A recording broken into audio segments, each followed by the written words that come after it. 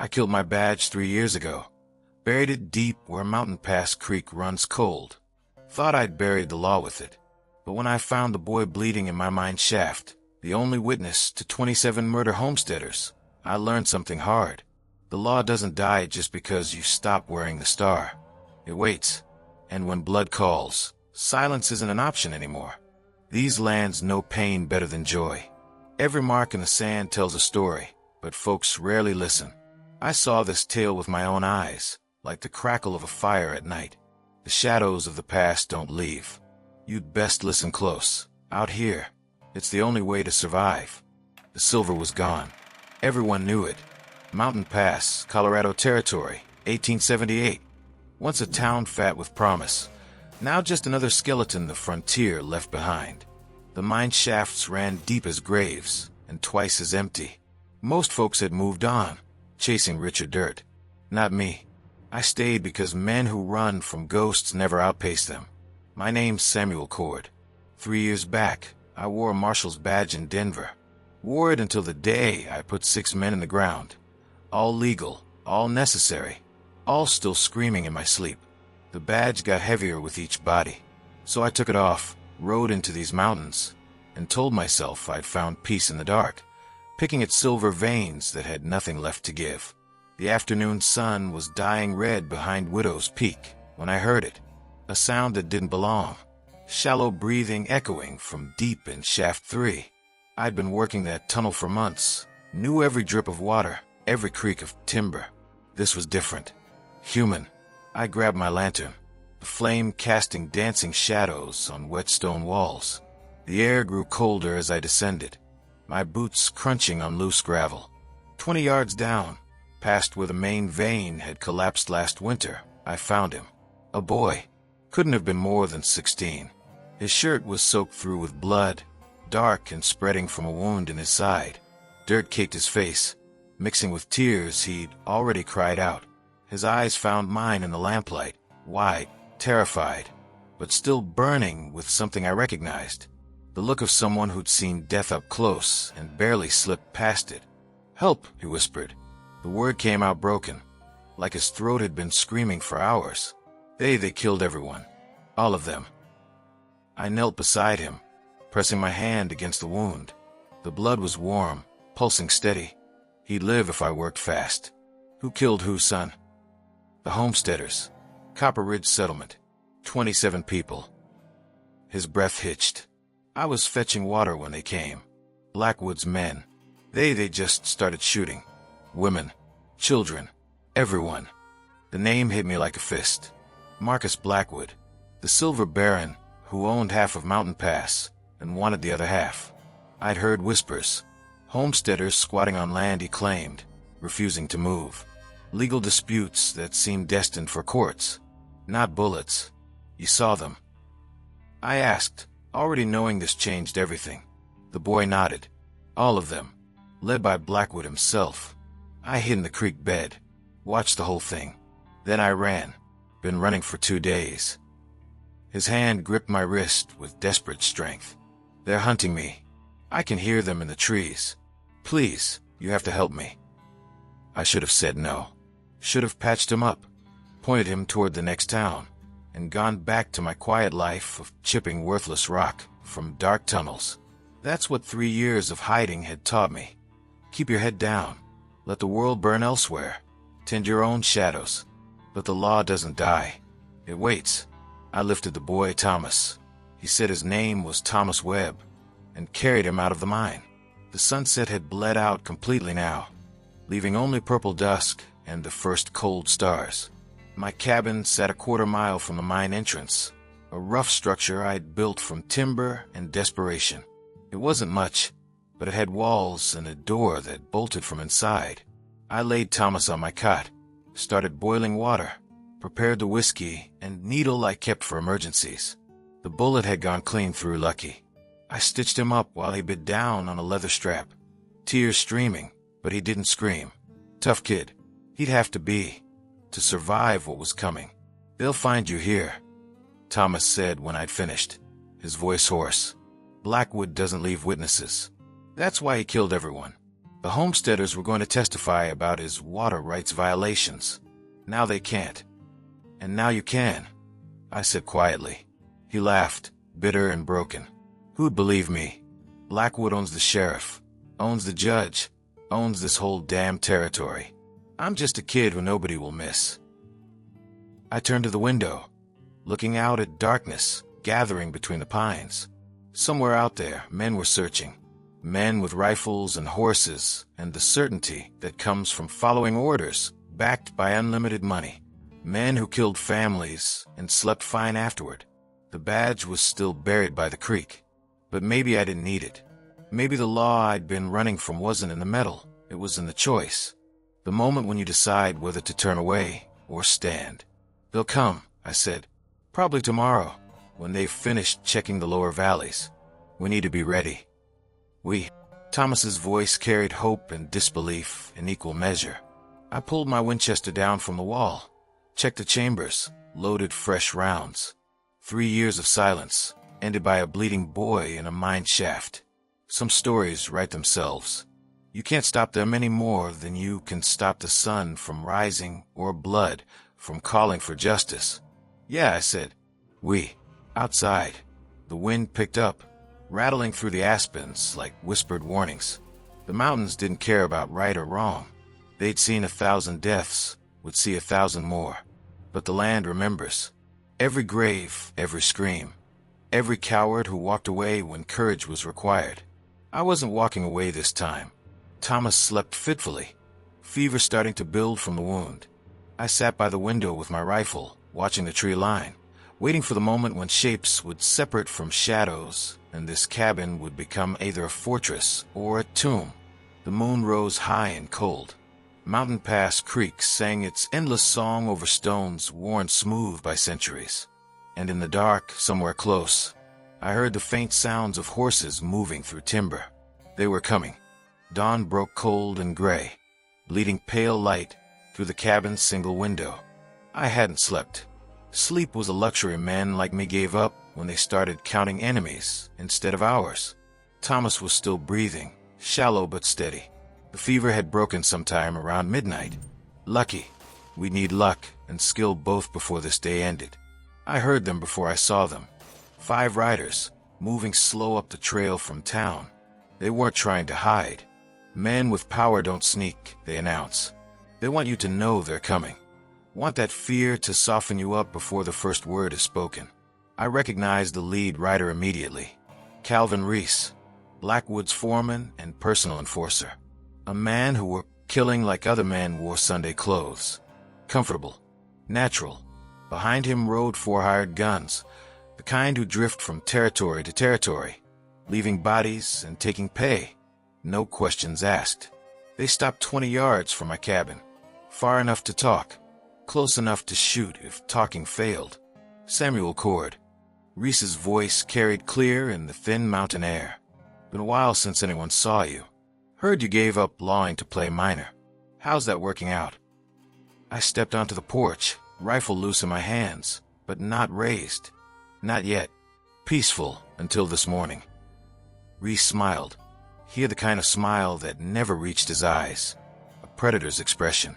We're looking for someone. Boy about 16. He might be hurt. Stole some property from Mr. Blackwood. We'd like to return him to his family. His family's dead, I said flatly. All of them.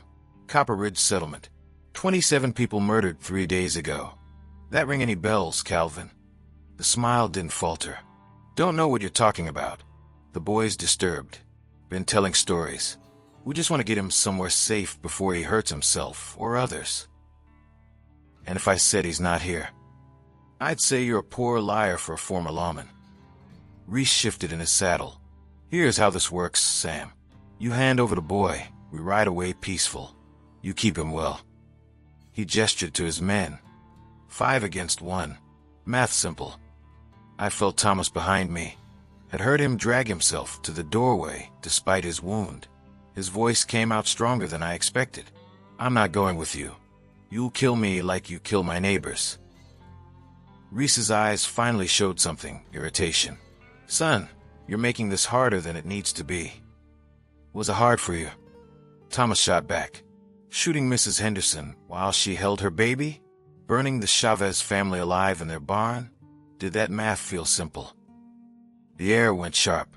One of Reese's men reached for his gun, but the foreman raised a hand. Last chance, Cord. The boy or your life. Choose. I'd spent 3 years avoiding this moment. The moment when silence stops being peace and starts being cowardice. The moment when you either remember who you were or accept who you've become. The badge was buried by the creek, but the oath wasn't. To protect and serve. To stand between innocents and those who'd harm them. The boy stays, I said. You want him, you go through me. Reese nodded slowly, like he'd expected this answer. Pity. You were a good marshal, from what I heard. Shame to die for someone else's mistake. Only mistake I made was thinking I could hide from what's right. I raised the Winchester. Now you've got 10 seconds to turn those horses around. For a stretched moment, nothing moved. Then Reese laughed, cold and empty. You always were stubborn. Blackwood said you might be. That's why he sent enough men to make sure this ends one way. That's when I saw them. More riders, emerging from the tree line on both sides. Not 5 men, 12. Maybe more. Blackwood hadn't sent a retrieval party. He'd sent an execution squad. Thomas gasped behind me. Sam, get inside, I said quietly. Bar the door. Don't open it unless I knock 3 times. But, now, son. He retreated. I heard the bolt slide home. Good. Whatever came next. At least the kid would have walls between him and the bullets. Reese was still smiling. Last chance became no chance, Sam. You're surrounded. Outnumbered. Outgunned. You really want to die on this mountain for a boy you just met? I thought about the badge by the creek. Thought about the 6 men I had killed in Denver. All necessary, all haunting. Thought about 3 years of running from the truth. That some things matter more than survival. Some lines you don't cross.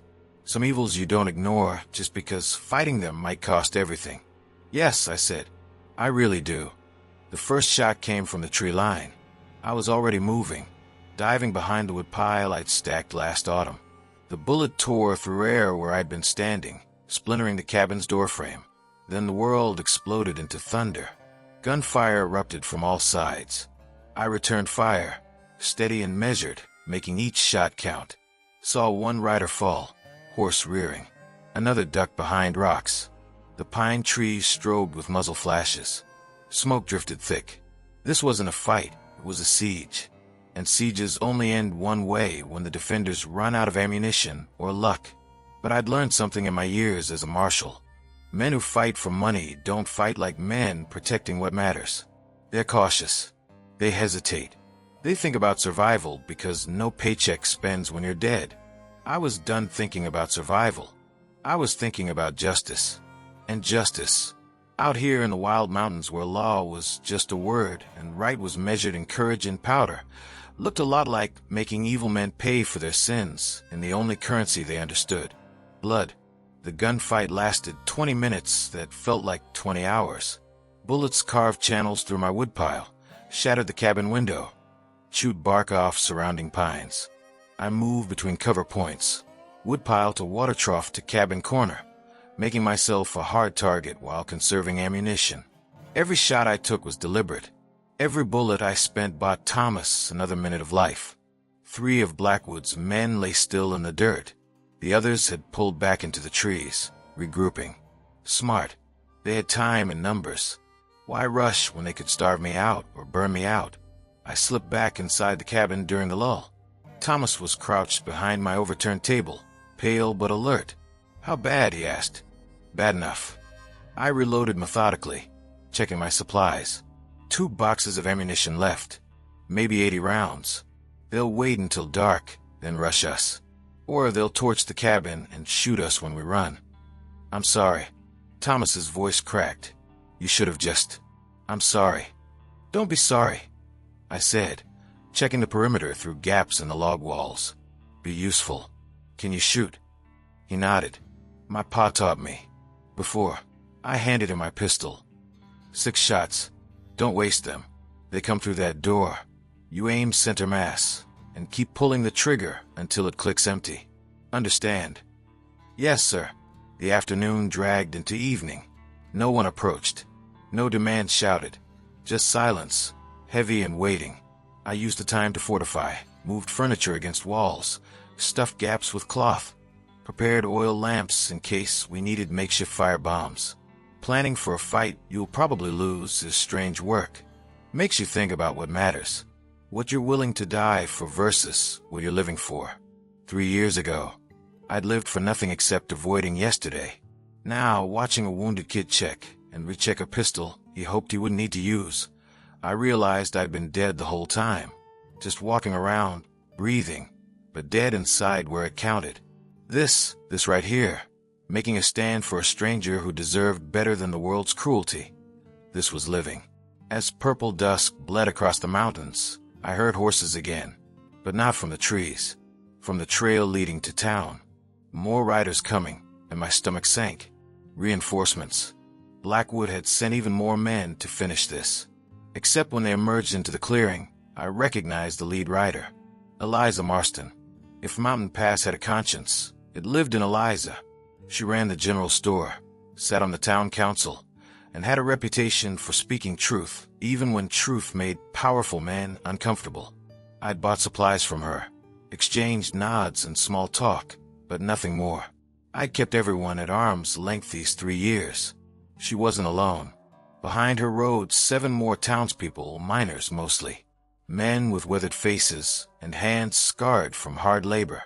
Men who looked nervous but determined. Reese rode out to meet them. I couldn't hear the conversation, but I saw the body language. Reese gesturing aggressively. Eliza sitting straight in her saddle, unmoved. The standoff lasted 5 minutes. Then Reese rode back to his men, and Eliza rode toward my cabin. I stepped onto the porch, rifle still ready but lowered. She stopped 10 feet away. "Mr. Cord," she said formally. "We heard gunfire. Came to investigate." "It's handled," I said carefully. "Doesn't look handled." She glanced at the bodies, the bullet-torn cabin.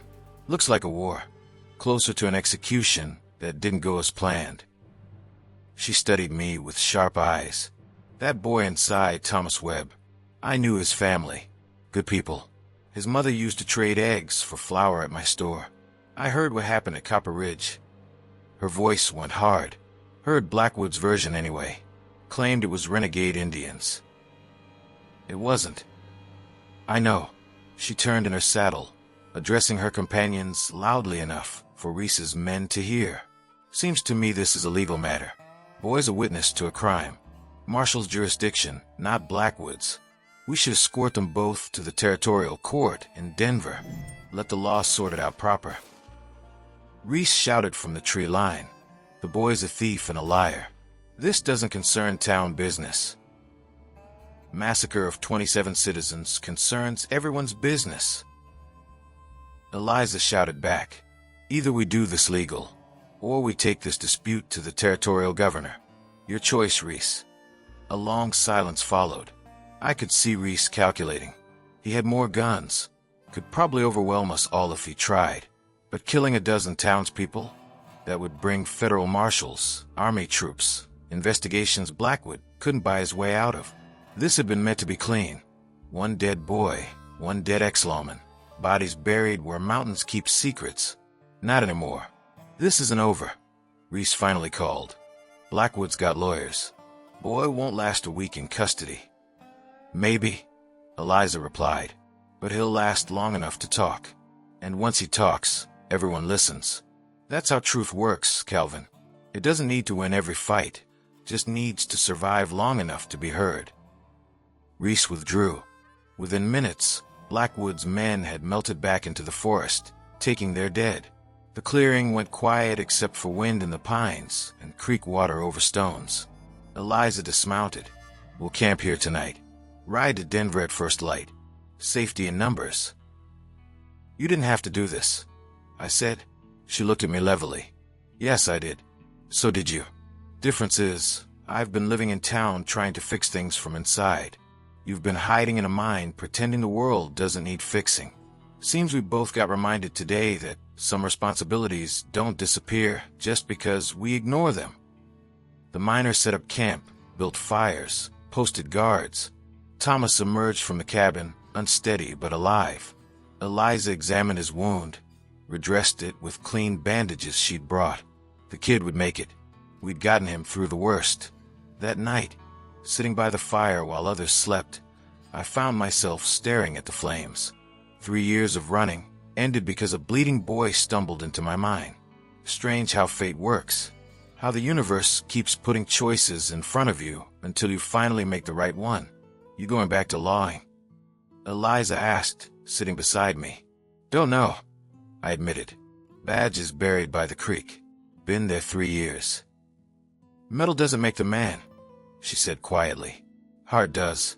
And yours woke up today, Mr. Cord. Question is whether you let it stay awake or bury it again once Thomas is safe.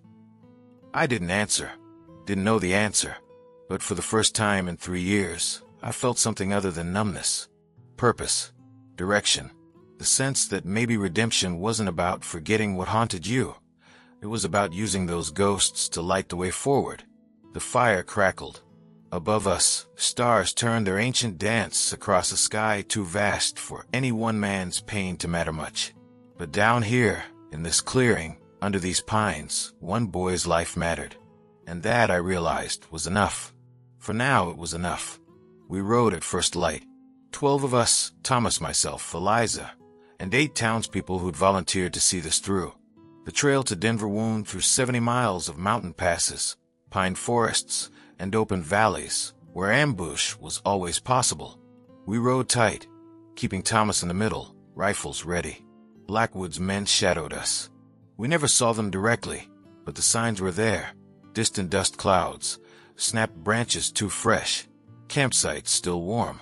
They were waiting for a moment when we'd let our guard down, spread too thin. That moment never came. The first night, we camped near Widow's Creek, posting double guards. I took the midnight watch with Eliza. The fire had burned down to coals, and most were sleeping. She poured coffee from a battered pot, handed me a tin cup. You never talk about Denver, she said quietly. About why you left. I stared into the darkness beyond our firelight. Nothing worth talking about. The badge you buried suggests otherwise. For a long time, I didn't respond. Then, maybe because exhaustion strips away defenses, or maybe because she'd earned truth by risking her neck, I told her. I was a good marshal. Did everything by the book. Arrests, trials, justice. Then one day, a gang hit the First National Bank. Killed 2 tellers. Customer. I tracked them down. 6 men holed up in a warehouse by the stockyards. Should have waited for backup, but I was young, stupid, thought I was invincible. The memory came back sharp. I went alone, called for them to surrender. They answered with gunfire. When the smoke cleared, all 6 were dead. Every single one. And I'd put the bullets in them. Eliza listened without judgment. It was legal, I continued. Self-defense. Judge said so, jury agreed. But I kept seeing their faces. Young men, mostly. Someone's sons, brothers. Dead because they made stupid choices, and I made righteous ones. The weight, it broke something in me. I couldn't carry it anymore. Couldn't keep being the man who decided who lived and died, even when those decisions were necessary. So you ran. So I ran. I sipped a bit of coffee. Told myself I'd find peace in the mountains. Away from people, from choices, from blood. How'd that work out? There was no sarcasm in her voice, just gentle understanding. Terrible, I admitted, because the mountains are quiet, but they don't absolve you. Nothing does. You just carry it and keep walking, and eventually you realize the weight isn't punishment. It's responsibility, the cost of doing what's right. And Thomas reminded me that some costs are worth paying. We sat in silence as dawn began to pale the eastern sky. Around us, others stirred, packing bedrolls, saddling horses. Another day of riding toward either justice or ambush. Maybe both. By the 3rd day, the mountains had given way to rolling foothills. Denver was close now. Maybe 2 days if we pushed hard. But The closer we got, the more anxious everyone became. Thomas's testimony could destroy Blackwood. Men had killed for less, much less. That afternoon, riding through a narrow canyon, it happened. The rifle shot cracked from the ridge above. Thomas's horse screamed and went down. The kid hit the ground hard, rolled, came up dazed but alive. Chaos erupted. More shots from both sides of the canyon. Our group scattering for cover behind rocks and scrub oak. It was a perfect ambush site. High ground, limited escape routes, nowhere to hide. Reese had chosen well. "Thomas," I shouted, "stay down." But the kid was exposed, lying beside his dead horse 20 feet from the nearest cover. Another shot kicked up dust beside him. They were toying with him, making him suffer before the killing shot. I didn't think. Thinking gets you killed. I spurred my horse forward, riding straight into the crossfire. Bullets whipped past. My horse grunted, stumbled, but made it. I grabbed Thomas by his shirt, dragged him up behind me, wheeled around. The horse took a bullet in the flank, but kept running. We made it to rocks where Eliza and 2 miners had taken position. "You're insane," Eliza shouted, but she was reloading, firing at the ridge. "Yeah," I gasped, dumping Thomas behind a boulder. The kid was bleeding again, stitches torn. Getting that a lot lately. The gunfight was brutal. Blackwood's men had position and numbers. We had desperation and nowhere to run. For 30 minutes it was smoke and thunder and screaming. I fired until my rifle ran dry. Switched to pistol. Fired until that ran dry too. Then, distantly, a sound that changed everything. Bugle call. From the eastern mouth of the canyon, riders appeared. But not Blackwood's men. These were blue. U.S. cavalry. At least 20 soldiers, led by a captain whose insignia gleamed even through canyon dust. The shooting stopped. Blackwood's men, suddenly caught between armed townspeople and federal troops, lost their appetite for murder. They withdrew up the ridge, disappearing like ghosts. The cavalry captain rode up, surveying the scene with experienced eyes. "Somebody want to explain what in hell is going on here?" Eliza stepped forward. "Captain, my name is Eliza Marston, Mountain Pass Town Council. This boy," she gestured to Thomas, "is a witness to the murder of 27 homesteaders. We're escorting him to Denver for testimony. These men were trying to silence him."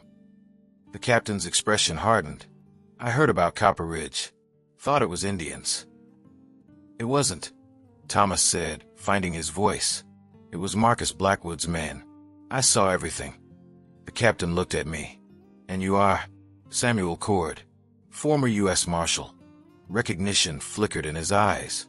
"The Denver Marshal? Heard you disappeared." "I did. Came back." He nodded slowly. "Well, consider yourself undisappeared.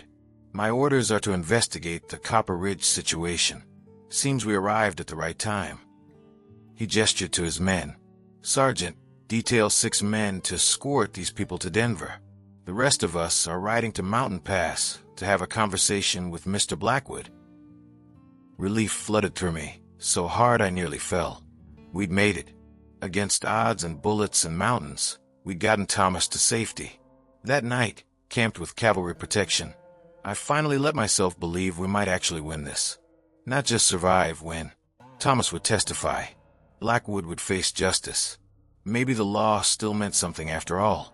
But as I lay in my bedroll, staring at stars, I thought about Eliza's question. Would I go back to lawing? Could I? The badge was still buried by Mountain Pass Creek, 3 days' ride behind us. But maybe it was time to dig it up. Maybe I'd been wrong to think carrying the weight meant breaking under it. Maybe carrying the weight meant being strong enough to keep walking forward, knowing the cost, but paying it anyway. Because some things, justice, truth, protecting innocence, some things matter more than comfort. Thomas was asleep nearby, fever-free finally. The kid would live, would testify, would change everything by simply telling the truth about what he'd seen. And me, I'd go with him, stand beside him when he testified, make sure he got the protection he deserved. Then I'd figure out what came next. Maybe pin the badge back on. Maybe not. But whatever I did, I wouldn't be hiding anymore. The mountains had taught me silence. But sometimes, silence is just another word for cowardice, and I was done being a coward. 5. The testimony. Denver had grown since I had left. More buildings, more people, more noise. The courthouse stood in the center of town, like a monument to civilization's attempt to bring order to chaos. We arrived on a Tuesday morning, Thomas between 6 cavalrymen and myself, Eliza riding alongside. Word had spread fast. Copper Ridge massacre. Sole survivor. Mining baron accused. The streets were packed with newspapermen, curiosity seekers, and townspeople who sensed something significant was happening. This was more than a trial. It was a test of whether law could touch the untouchable. They'd arrested Blackwood 3 days earlier, dragged him from his mansion in chains. His lawyers had descended like vultures, filing motions, demanding dismissals, claiming the entire thing was fabricated. But they couldn't dismiss one fact. 27 bodies buried in Copper Ridge soil. Someone had put them there. The trial started that afternoon. I sat in the gallery, watching Thomas take the stand. The kid looked small in that big courtroom, pale and thin, bandages visible under his clean shirt. But when the prosecutor asked him to describe what he'd seen, his voice didn't waver. I was fetching water from the creek when they rode in. Maybe 20 men, all armed. Mr. Blackwood was leading them. I recognized him, seen him in town before. They didn't say anything, just started shooting. Mrs. Henderson was hanging laundry. They shot her first. Then Mr. Chavez ran out of his house, and they cut him down. Then the fire started. They burned the Johnsons' barn with the family inside. I could hear. His voice broke. The courtroom was silent. Even the lawyers had stopped shuffling papers. Thomas swallowed hard, continued. I hid in the creek bed, watched for 2 hours while they killed everyone. When they finally left, I ran. Ran for 2 days straight until I found Mr. Cord's mine. I didn't know what else to do. Didn't know where else to go. The prosecutor let the silence sit. Then, and you're certain it was Marcus Blackwood leading these men? Yes, sir. Certain as I'm sitting here. Blackwood's defense attorney stood, a slick man from back east with expensive clothes and sharper words. Mr. Webb, you were quite far away, correct? Hiding. Perhaps frightened? Isn't it possible you misidentified? I wasn't that far, Thomas interrupted. And I wasn't so scared I couldn't see straight. It was Blackwood. He gave the orders. He lit the first fire. I saw him. The cross-examination lasted 3 hours. They tried to break him, suggesting he was a disgruntled employee, a liar seeking revenge, a disturbed boy imagining things. Thomas held firm. Every attack just made him more credible. Truth has a ring to it that lies can't match. I testified next. Told them how I found Thomas bleeding in my mine, about Reese's attempt to retrieve him, about the siege and the running gunfight. Told them about the 12 townspeople who'd risked their necks to see justice done. Told them everything. Blackwood's lawyer tried to paint me as a washed-up marshal with a vendetta, someone who'd manufactured evidence to feel important again. But the cavalry captain testified after me, describing the ambush, the bodies of Blackwood's men they'd found, the matching of bullets to registered firearms owned by Blackwood's company. The evidence mounted like stones in a wall. Each piece alone might be dismissed. Together, they built an undeniable structure. The trial lasted 3 days. On the 3rd day, the jury went out. They were gone for 6 hours. When they returned, the foreman stood. We find the defendant, Marcus Blackwood, guilty of murder in the 1st degree. All counts. The courtroom erupted. Blackwood's face went purple with rage. His lawyers shouted objections.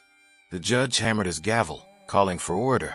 But underneath the chaos, I felt something I hadn't felt in 3 years. Relief. Not happiness. You don't feel happy about 27 dead homesteaders. But relief that maybe, just maybe, the law still worked. That truth still mattered. That one boy's courage and one community's willingness to stand together could topple even the most powerful man. Blackwood was sentenced to hang. His empire was dismantled, assets seized to compensate victims' families. Reese and his surviving men were hunted down over the following months, tried, convicted. The route was cut out finally. But it was the moment after the verdict that I remember most clearly. Thomas found me outside the courthouse, evening sun painting Denver's streets gold. He looked different, still thin, still scarred, but standing straighter, like he'd put down a weight he'd been carrying. "Thank you," he said simply. "You did the hard part," I replied. "All I did was not get you killed. You did more than that." He looked at me seriously. "You reminded me that standing up matters. That one person saying no can change everything." We stood there while the crowd dispersed, while newspapermen shouted questions we didn't answer, while the day bled into evening and stars began to appear in a sky vast and indifferent and eternal. "What will you do now?" I asked him. "Don't know. Maybe go back to Copper Ridge. Help rebuild. They'll need someone to tend the land, keep the memory alive." He paused. "What about you?" I thought about the badge, still buried by Mountain Pass Creek. Thought about 3 years of hiding, 3 days of fighting, 3 hours of testimony that had felt like finally exhaling after holding your breath too long. "Going back to Mountain Pass tomorrow," I said.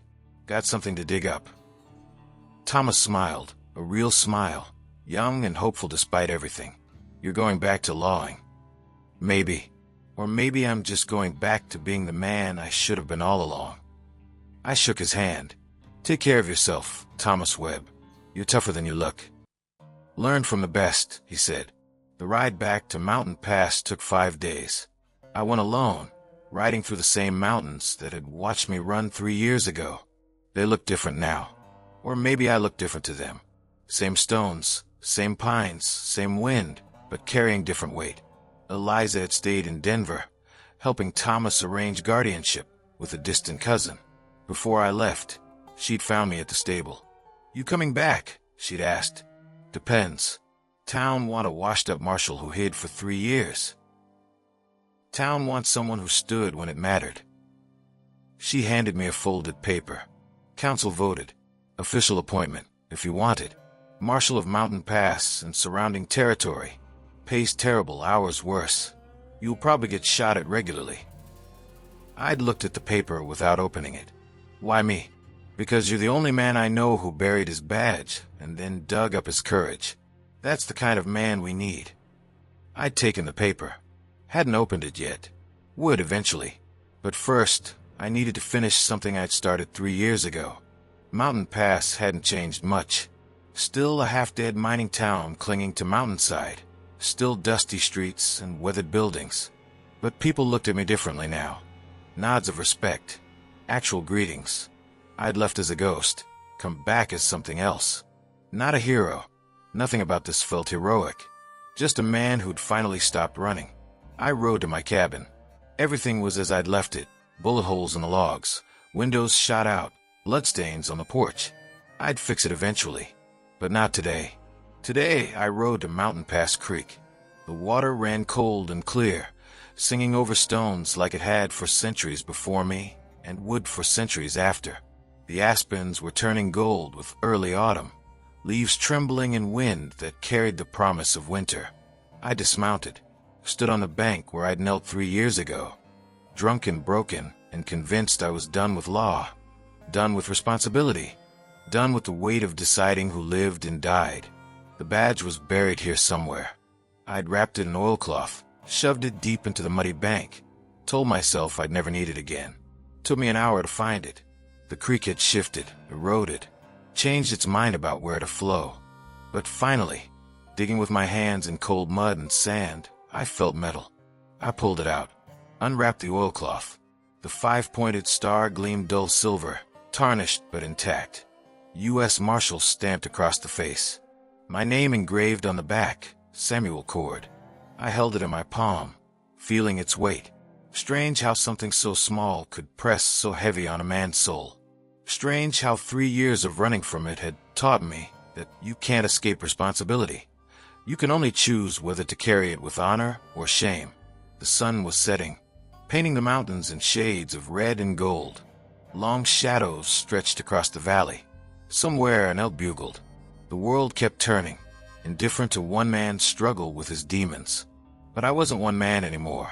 I was part of something larger, a community that had stood together, a law that still meant something when good people defended it, a legacy of all the marshals who'd carried this weight before me, and all who'd carry it after. I pinned the badge to my chest. It felt right. Heavy, yes. Would always be heavy. 6 men in Denver, Thomas Webb's family. Copper Ridge's 27 dead. The ghosts would never leave. But maybe they weren't meant to. Maybe carrying their memory was how I honored them. Proof that their lives mattered. That justice, however imperfect, however costly, was still worth fighting for. I mounted up, turned my horse toward town. I had a cabin to repair, a town to protect, and a folder of official appointment papers to sign. The work would never end. Criminals would keep coming. Good people would keep suffering. The weight would keep pressing. But I wouldn't be carrying it alone anymore. As I rode back toward Mountain Pass, the creek sang behind me. The mountains stood watch, and the badge on my chest caught the last rays of sunset, flashing like a promise that some things, justice, truth, courage, some things were eternal as stone and worth every ounce of the weight they carried. The law wasn't perfect, but it was ours, and I was done running from it. See you around, my friend. I've got another story for you.